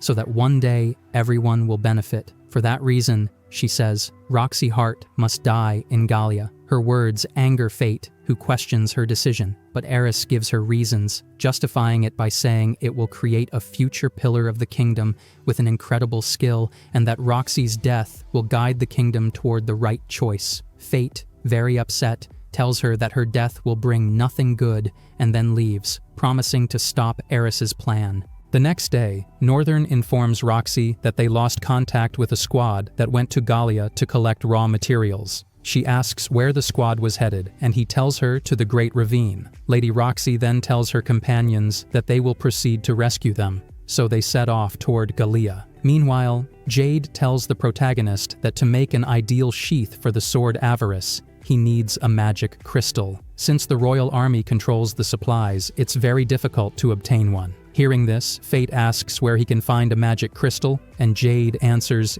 in Galia. So our main character decides to go there. Jade happily shows him the map his lord used to gather materials. Fate examines it carefully and realizes he must go to the area near the Great Ravine. The scene shifts to the protagonist in Galia, where he must face a group of orcs. By activating Aerys's level 3 again, he easily defeats them. Meanwhile, Lady Roxy and her companions discover that compasses don't work in this place. Mugan tells them they will have to navigate using the moon and stars, but because of the clouds, Roxy says it won't be possible to see the moon, which angers Miria. However, Roxy says she heard rumors that one can navigate Galia based on orc density, as records show the largest colonies are located at the far south. She also warns them that in Galia, there aren't just orcs, but crowned beasts as well. The scene changes to the protagonist trying to get some rest at night. In his dreams, he meets the girl who controlled the chimera, who tries to speak to him. Fate doesn't understand what she's saying because he can't hear her, and suddenly he panics when he finds himself surrounded by blood and corpses. The corpses trap him against his will, terrifying him. He wakes up very worried and immediately senses the presence of crowned beasts. Using his night vision, he discovers a stampede of salamanders. Aerys tells him to attack with petrifying magic, but when he does, Fate notices something strange. The salamanders are neither fleeing nor attacking. Aerys suggests that they might be under someone's control. Thinking this through, Fate decides they need to pursue them to investigate. Meanwhile, the salamanders attack Roxy's camp while everyone is sleeping. Dodging their first attacks, Lady Roxy asks about Northern's whereabouts, but he suddenly appears, apologizing for being overpowered. Miria sees a salamander attacking Lady Roxy and wants to finish the beasts quickly, but her attack fails to harm them, and she gets injured instead. Roxy, who is nearby, tries to help, leaving herself defenseless against the beast. Just as the salamander is about to strike, Cadaver arrives to save her. The protagonist then takes care of all the beasts using Aerys, leaving everyone shocked. After finishing off all the enemies, Roxy approaches Fate to thank him for what he did. Mugan introduces himself to the protagonist, and also introduces Miria, who is angry at Cadaver. After the introductions, Cadaver points out something more worrying, a mark on the beasts. The warriors notice that all 4 beasts have the same emblem on their heads. Worried, Miria says that it seems all of them were targeting Lady Roxy. Hearing this, the protagonist thinks Aerys has something to do with it, while Northern remarks that everything changed after the celestial dragon left. In the next scene, everyone arrives at the Great Ravine and splits up to complete their respective missions. On his route, the protagonist finds a petrified monster graveyard, leaving him astonished. Aerys reminds him they need to look for crystals, so Fate resumes his search. While recalling Jade's description, he spots Aerys from afar, but she quickly runs away from sight. Aerys tells him to look to his side, where he discovers a chimera. Worried, Fate is reassured by Aerys, who says it seems to be a prototype without a core, likely remnants of an old battle. Upon further inspection, Fate discovers there were 3 chimeras, wondering if Aerys is involved. Suddenly, an explosion to the east catches his attention. That's where Lady Roxy was headed. Worried, he rushes there immediately. Elsewhere, Roxy and her companions face 2 chimeras trying to kill the Holy Knight. Just as the beasts are about to finish her, the protagonist arrives to the rescue.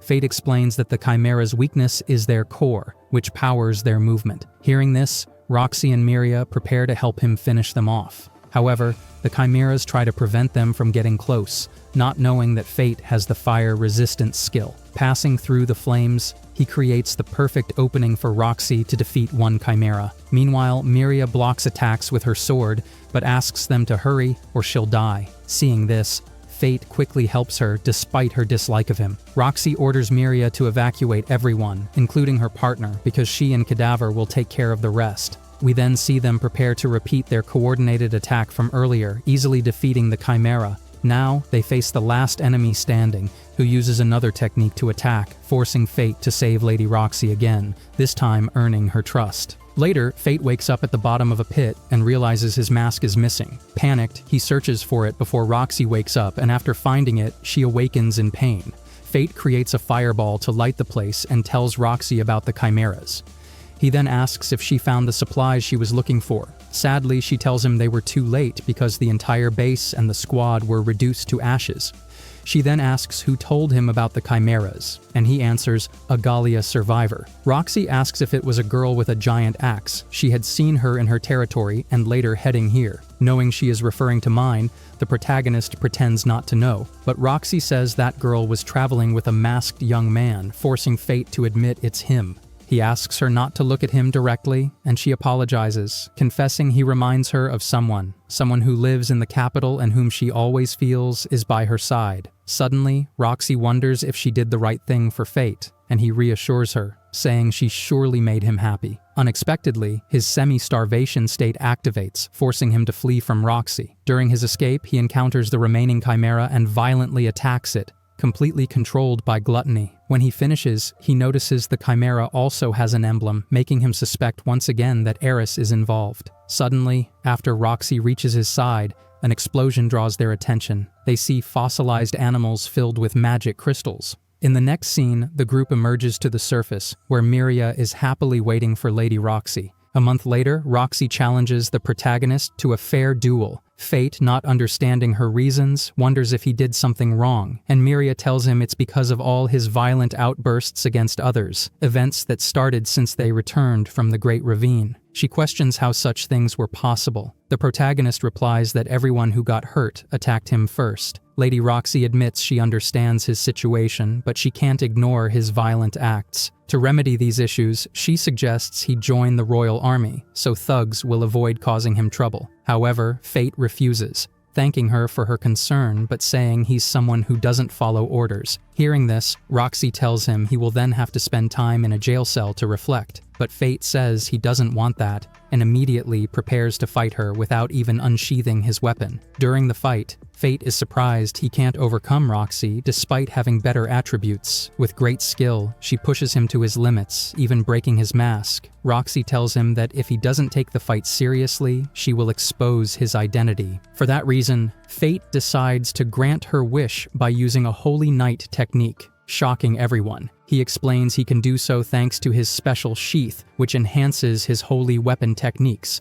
Lady Roxy is intrigued by how he wields his weapon and asks if he used to be a holy knight. He answers no, reflecting on how he is now a completely different person. He then launches an attack, pushing Roxy into a tight spot, but just before finishing her, he notices the gem he gave her. Distracted, the holy knight defeats him, prompting Aerys to scold him for being an idiot. After the fight, Roxy questions why he let his guard down, but he pretends ignorance to avoid answering. Before he leaves, she asks if he was trained by Sir Aaron, as she had been too, noting that his attacks and footwork reminded her of their master. She tells him Aaron once said he met a traveler with so much power he even caused him trouble. Roxy wanted to ask him something more, but Fate cuts her off, saying it's none of her business. They part ways, and Mugen suddenly praises the protagonist for how he fought Lady Roxy. They talk about how someone had been controlling the chimeras earlier. Mugen says he was surprised to see a monster being the core of those beasts, and reveals that his family studied the lost Galian technology, so he knows much about it. Hearing his daughter is an excellent scholar, the protagonist suggests she examine the chimera, but Mugen believes he's only saying that to meet his daughter and tries to hit him. In another scene, Rain is working and discovers Raphael is studying the Philosopher's Stone. She quickly looks through her books for information about it. Rain realizes the stone grants immense power but takes control of the owner's body and mind. She and her companion wonder what Raphael is planning.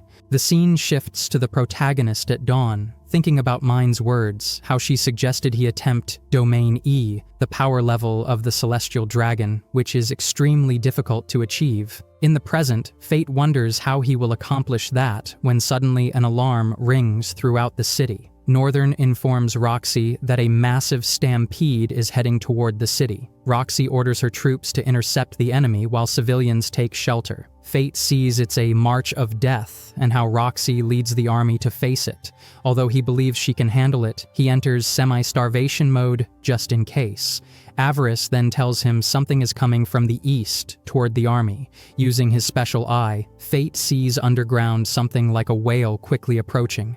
Knowing its attack would endanger Roxy, he tells Aerys he knows what must be done. They fire, forcing the beast to surface, revealing it also bears an emblem. Fate quickly attacks, determined to find out what's happening. Using his skills, he discovers it's a crowned beast of level 440, a formidable opponent. Even Aerys believes that not even a holy knight could win, so Fate switches to shield mode to block its acid rain. Aerys warns that if the beast touches him, he will probably die. Analyzing the situation, Fate shoots a flaming arrow to try to evaporate it, but the enemy evades by splitting in half and hiding underground again. Fate sees it heading toward the army, so he tries to stop it but is ambushed by more of the beast's spawn. He quickly defeats them and hurries to find the monster's core, using an untested attack that Aerys calls insane. Even so, they manage to hit the target, stealing its soul, but the beast still stands. Suddenly, Fate notices someone above him who seems to be controlling the beast, a masked figure identical to him. He wonders if it's Aerys and rushes toward the figure,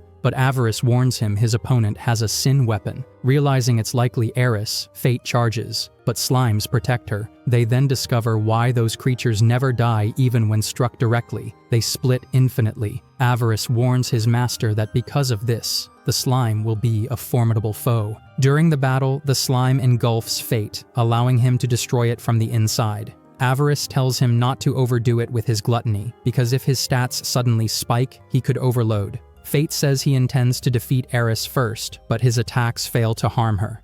Aerys tells him to check his stats, and Fate realizes he has reached the limits of a human. The sword explains that someone with domain E would be immune to normal attacks. Even so, Fate angrily attacks again, with the same results. His opponent tells him he's wasting his time, revealing it's not Aerys. During the fight, Fate is overwhelmed because his foe is far stronger than Aerys. He decides to attempt Domain E, even if it costs him his life. Achieving it, his opponent is shocked by the enormous power he gains. The enemy tries to flee, but Fate cunningly unmasks him, revealing Northern. Northern uses a flute to summon the celestial dragon, which heads straight for Roxy. Fate tries to stop him, but Northern attacks, sending more slimes at him.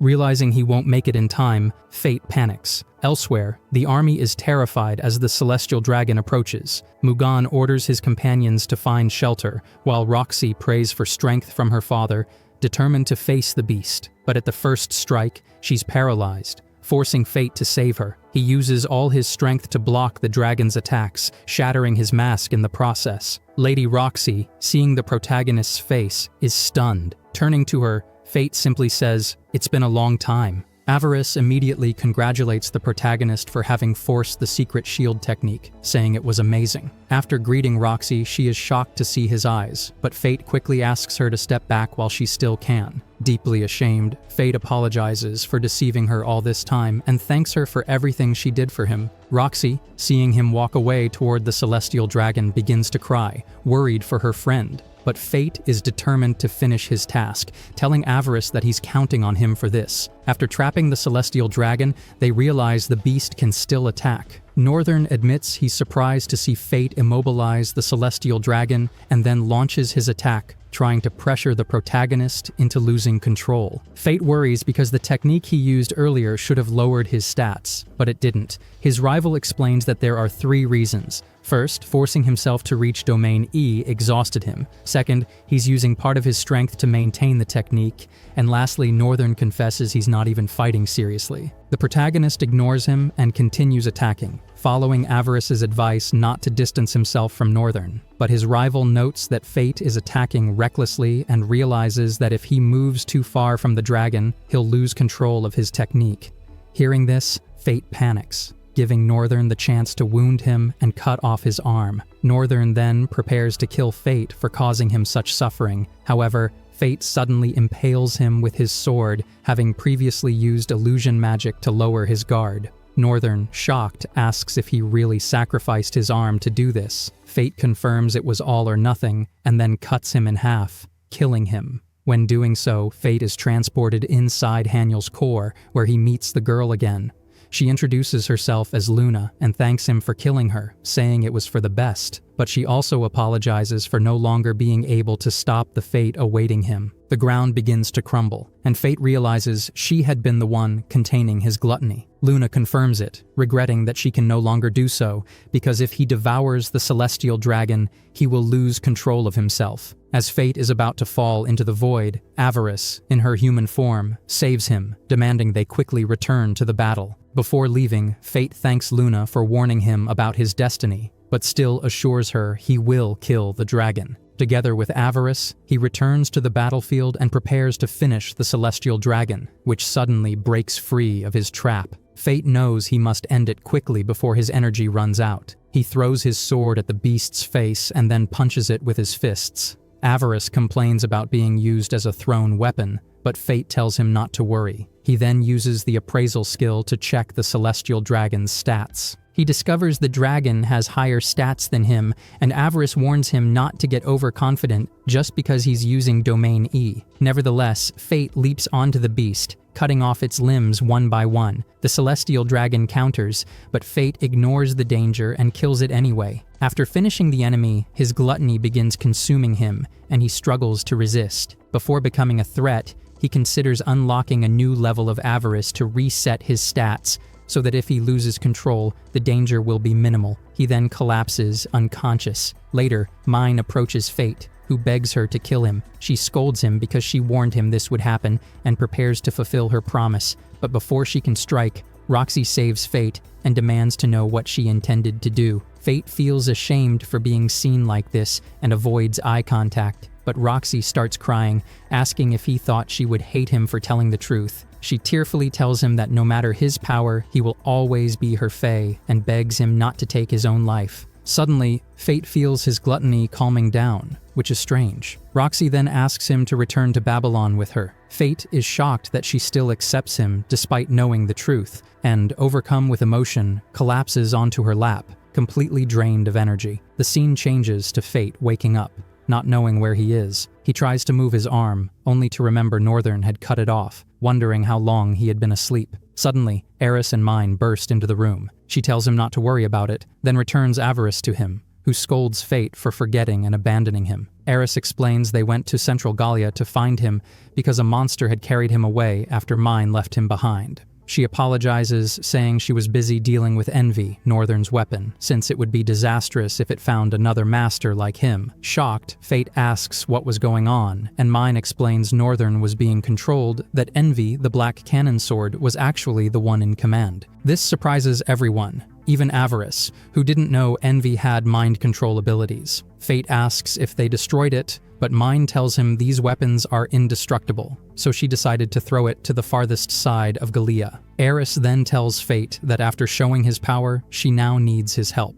She explains she has abandoned the plan to kill Roxy, as that was Envy's idea, and promises to stay away from her. She says that with the Celestial Dragon dead, the country is entering a new era and they will need his help, along with all the other sin-bearers. Fate agrees to help, and Aerys mentions they should first deal with his arm, as there's a chance it can be restored. However, she urges him to leave before Roxy returns, as staying near her is dangerous, his gluttony stirred just from fleeing at the sound of her name. Later, Roxy leaves the barracks to visit Fate, which irritates Miria. On her way, Lady Roxy buys grapes for Fate, but upon arriving at his room, she finds he's not there. Instead, he left a letter apologizing for disappearing so suddenly. He apologizes for not telling her about his gluttony skill and thanks her once again for always helping him. He promises that even though he must leave now, one day he will return to her side. After reading the letter, she understands his reasons and accepts his decision, remembering the first time she met him and how he learned what it meant to be a holy knight thanks to her. In the present, she resolves to grow stronger for when they meet again. The scene shifts to the Vlaric family, discussing how Cadaver was actually Fate. Rafal remains indifferent until he reaches his research area, where he thanks our main character for killing Hado, who was blinded by his ambition to find the Philosopher's Stone.